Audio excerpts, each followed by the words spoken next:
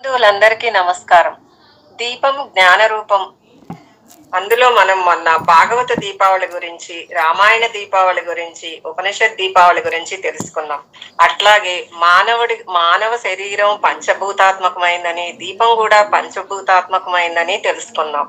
ఇంకా ఇప్పుడు దీపం సత్యస్వరూపం. చీకటి అసత్యానికి మారుపేరు. చీకటికి గారడి విద్యలు తెలుసు. తాడును పామును తాడులా భ్రమింపచేస్తుంది. తలపుల్ని తప్పుదారి పట్టిస్తుంది.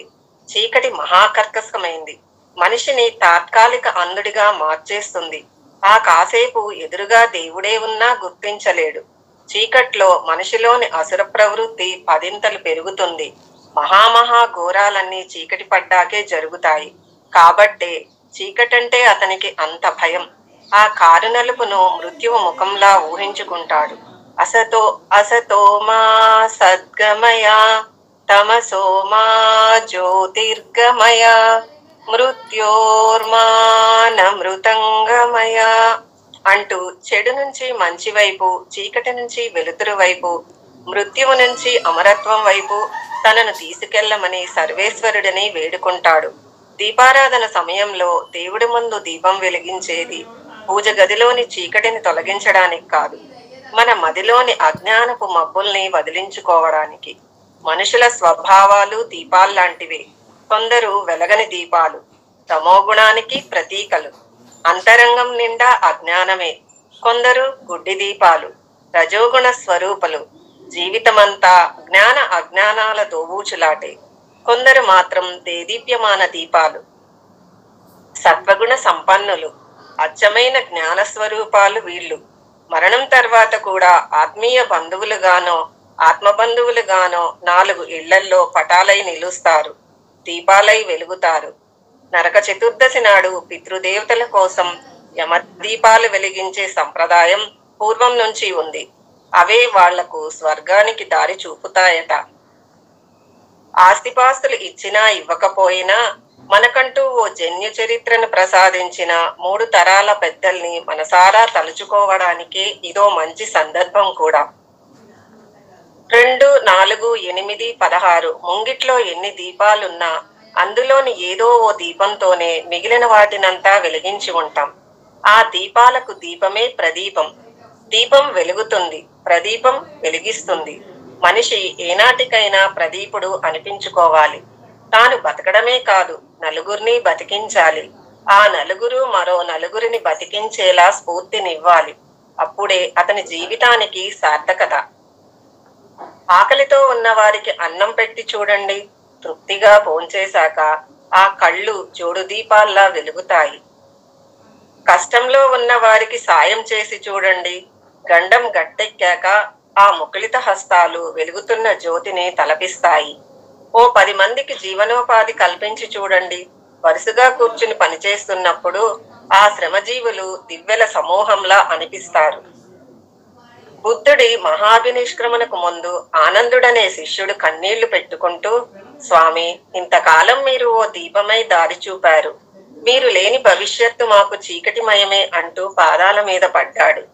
ఆనందుడిని ఓదారుస్తూ, ఇతరులు అందించే వెలుతురు మీద ఆధారపడేంత పరాధీనత ఎందుకు ఆనందా? నీలోని దీపాన్ని నువ్వే వెలిగించుకో అని ధైర్యం చెప్పాడు గౌతముడు. అవును, అప్పుడే మనిషి స్వయం ప్రకాశ దీపం అవుతాడు. ఆదిశంకరుడు 32 ఏళ్లు జీవించాడు. వివేకానందుడు 40 లోపే నిర్వాణం పొందాడు. అయితేనేం, ఒకరు దేశాన్ని చుట్టుమెట్టిన అజ్ఞానపు చీకట్లను తొలగిస్తే మరొకరు సనాతన జ్ఞానకాంతిని ప్రపంచానికంతా పంచారు. ముహూర్తం జ్వలితం శ్రేయో నతు ధూమాయితం చిరం. ధూపంలా పొగలు కక్కుతూ కలకాలం బతికే కంటే దీపంలా కాసేపు వెలుతురు పూలు పోయించి ఆరిపోయిన జన్మ ధన్యమైనట్టే. మనం దెయ్యంతోనో భూతంతోనో పోల్చి తిట్టుకునే కటిక చీకటికి మను చరిత్రలో అల్లసాని పెద్దన వెలుతురుతో సమానమైన హోదాను కట్టబెట్టాడు. చీకటి కొత్త నెమలిపించం ధరించిన శ్రీకృష్ణుడిలా కనువిందు చేస్తోందట. నల్ల హంసలతో అలరారే యమునా నదికి తీటుగా కనిపిస్తోందట. మహావృక్షాలతో కళకళలాడే కాటుక కొండల శ్రేణిని తలదన్నేలా ఉందట. జీవితం అంటేనే సగం చీకటి సగం వెలుతురు. చీకటిని ద్వేషిస్తూ కూర్చుంటే సగం జీవితాన్ని వృధా చేసుకున్నట్టే.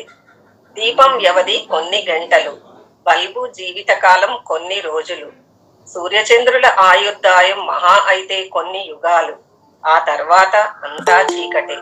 కాబట్టి అంధకారమే శాశ్వతమని గుర్తించాలి. ఏదో ఒక రోజు వెలుగులు చీకట్లో కలిసిపోవడం ఖాయం. చీకటిని ఆమోదించడము నేర్చుకోండి, అది అనివార్యం కూడా అంటారు జగ్గి వాసుదేవ్. వెలుతురే ఉండాలనుకోవటం దురాశ, చీకటి పోదేమో అనుకోవడం నిరాశ.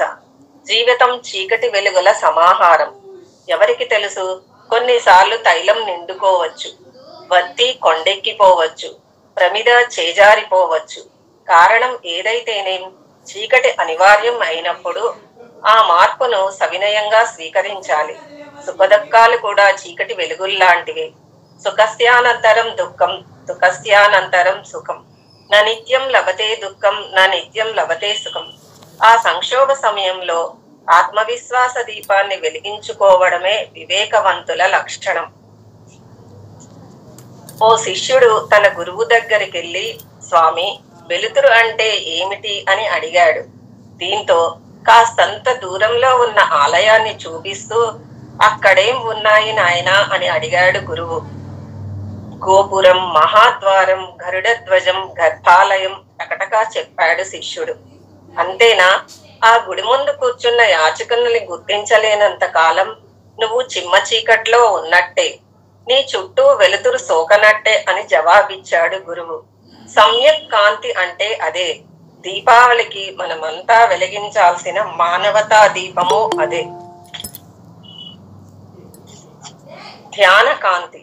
మంత్రంతో పనిలేదు, బీజాక్షరం అవసరమే లేదు. దీపమే సద్గురువుల సాధకుడని ధ్యాన స్థితికి తీసుకువెళ్తుంది. దీన్నే దీపధ్యానమని, త్రాటక ధ్యానమని అంటారు. చీకటి గదిలో ఎదురుగా కనిపిస్తున్న దీపాన్ని కళ్ళార్పకుండా చూస్తూ క్రమంగా ఆ కాంతి గది నిండా, మది నిండా విస్తరిస్తున్న అనుభూతిని పొందుతాడు సాధకుడు.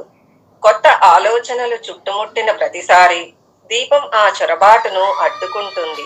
తొలుత 1-2 నిమిషాలతో ఈ సాధనను ప్రారంభించవచ్చు.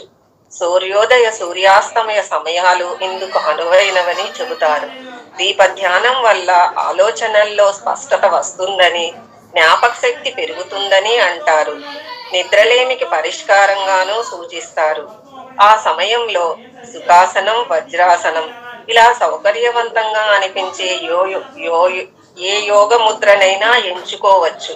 కాకపోతే నేత్ర సంబంధమైన సమస్యలు ఉన్నారు, ముందుగా వైద్యుల్ని సంప్రదించడం మేలు. ఓం శ్రీ మాత్రే నమః.